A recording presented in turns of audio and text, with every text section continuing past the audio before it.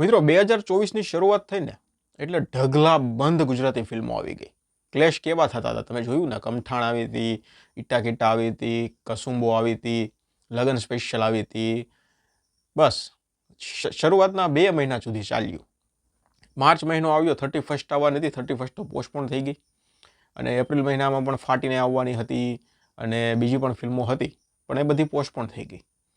હવે પોસ્ટપોન થવા પાછળનું કારણ છે ને, જો આમાં 2 વસ્તુ છે, 2 કારણ છે. એક તો આઈપીએલ અત્યારે ચાલી રહી છે, તો આઈપીએલ જે સમયગાળામાં ચાલે છે ને એ સમયગાળામાં ગુજરાતી ફિલ્મો તો છોડો, બોલિવૂડની પણ ફિલ્મો લગભગ ખૂબ ઓછી રિલીઝ થાય છે. કારણ કે આઈપીએલના કારણે ફિલ્મનું કલેક્શન છે ને એમાં ઘણો એવો ફેરફાર પડે છે. અને સ્પેશિયલી ગુજરાતમાં તો તમે વાત જ જવા દો. કારણ કે ગુજરાતીમાં તો ફિલ્મ આવે બરાબર, ઓડિયન્સ મળે ક્યારે? તો કે વીકેન્ડમાં.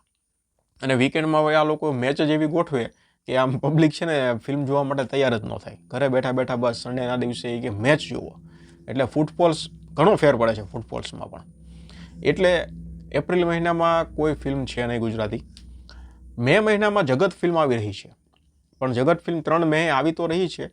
હવે રિલીઝ થશે ત્યારે પાકું થશે, કારણ કે એમાં એવું છે અત્યારે જે મેકર્સ તરફથી તો ફાઇનલ થઈ ગયું છે, ટ્રેલરમાં પણ રિલીઝ ડેટ આપી દીધી છે, પણ હજુ 2 અઠવાડિયાની વાર છે. તો જોઈએ ફિલ્મ આવે છે કે નહીં. પોસ્ટપોન કઈ ફિલ્મ થઈ છે તમને કહું હું? સમંદર છે 26 તારીખે આવવાની હતી, 26 એપ્રિલે, તો હવે 17 મે પોસ્ટપોન કરી છે. ફાટીને 19 એપ્રિલે આવવાની હતી, તો એ પણ 2 મહિનામાં પોસ્ટપોન થઈ છે. પછી એક 31st ફિલ્મ હતી હિતુ કનોડિયાની, એ પણ પોસ્ટપોન થઈ ગઈ છે. પછી 29 માર્ચના રોજ લોચા લાપસી મલ્હાર ઠાકરની ફિલ્મ હતી, એનું હજુ કાંઈ ટેલર ટીઝર પોસ્ટર કંઈ આવેલું જ નથી. પણ મલ્હાર ઠાકરે જ્યારે પોતાની 5 ફિલ્મો રિલીઝ અનાઉન્સ કરીને ત્યારે એમાં આ ફિલ્મ હતી. અને જગત તો મેં તમને કીધું એમ 3 મે એ ફિલ્મ આવવાની છે.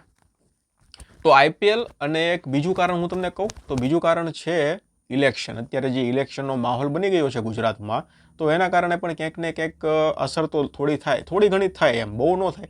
પણ મેઇન કારણ આનું છે ને આઈપીએલ છે. આઈપીએલના કારણે 1-2 મહિના સુધી તો ગુજરાતી ફિલ્મો રિલીઝ કરવી થોડી અઘરી બને છે.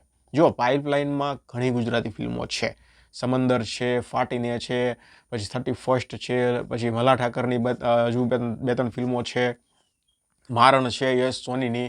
તો હવે શું કરવાનું છે કે ડેટ છે ને ડેટ એ કંઈક સારી એવી રાખજો કે કોઈ 2 ગુજરાતી ફિલ્મો ક્લેશ ના કરે. કારણ કે સારા કોન્ટેન્ટવાળી ફિલ્મોને ડૂબતા જોઈ છે આપણે 2024ની શરૂઆતમાં. તમે કમઠાણ ફિલ્મ જોઈ લો, કોન્ટેન્ટ ખૂબ સારો હતો, પણ ક્લેશના કારણે ક્યાંક ને ક્યાંક ફિલ્મ દબાઈ ગઈ અને ડૂબી ગઈ. ઈટા કીટા સાથે જ એવું થયું. ઈટા કીટાનું કલેક્શન જે જોઈતું હતું ને ત્યાં સુધી તો ન પહોંચ્યું. બાકી ફિલ્મનો કોન્ટેન્ટ ખૂબ સારો હતો. અને એ જ અસર ક્યાંક ને ક્યાંક કસુંબો પર પણ પડી છે.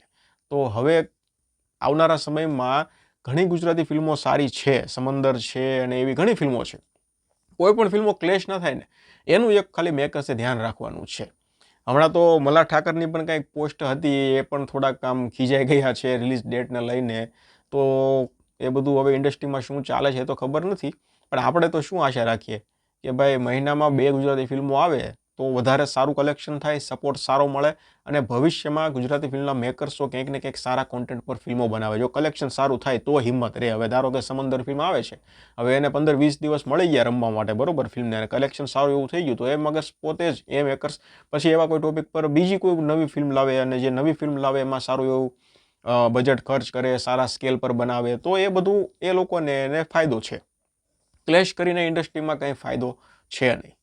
તો અત્યારે મેં તમને કીધું એમ ઘણી ફિલ્મોની પોસ્ટપોનની જે ઓફિશિયલ છે અનાઉન્સમેન્ટ થઈ ગયું છે, ઘણી ફિલ્મોએ તો અનાઉન્સમેન્ટ નથી કર્યું પોસ્ટપોન થઈ એનું.